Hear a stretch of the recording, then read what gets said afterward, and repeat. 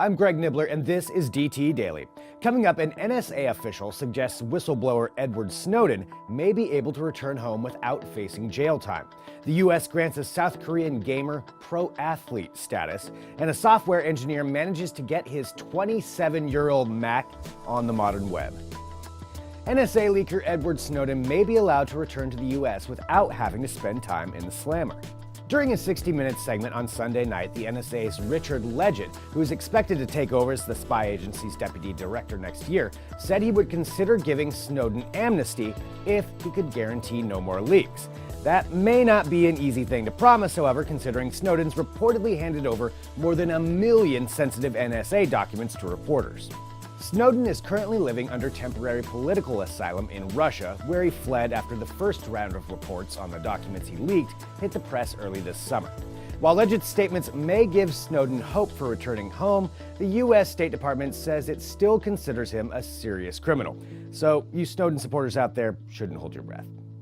Think video gamers aren't athletes? Think again.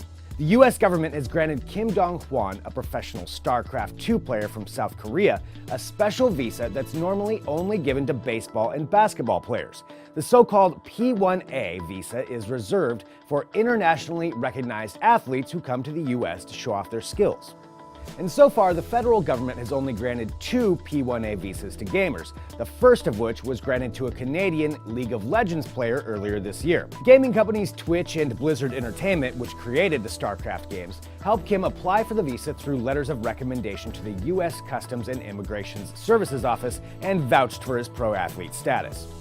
And it's not only international gamers that could gain from the new status. By expanding the definition of athlete, the U.S. could greatly expand the increasingly popular world of professional gaming competition, which draws thousands of people from around the world. You may not be able to teach old dogs new tricks, but you can use some new tech tricks to get old computers to surf the modern web. Software engineer Jeff Keecher proved this over the weekend after posting details and video of his 27-year-old Mac Plus successfully connecting to the internet. The classic desktop PC sports a black and white display, just 8 megahertz of computing power, 4 megabytes of RAM, and a 50 megabyte hard drive, and is roughly 200,000 times less powerful than a modern PC. To get the ancient Apple, which lacked both Wi-Fi and Ethernet connectivity, online, Keecher outfitted it with a Raspberry Pi mini computer, which he used to emulate a dial-up modem. After some final tweaks and downloads of old software, the elderly machine shuffled its way onto the web, very, very slowly. Do they make Geritol for computers? Because Keecher should order some online quickly. And that's DT Daily for today. We'll see you tomorrow.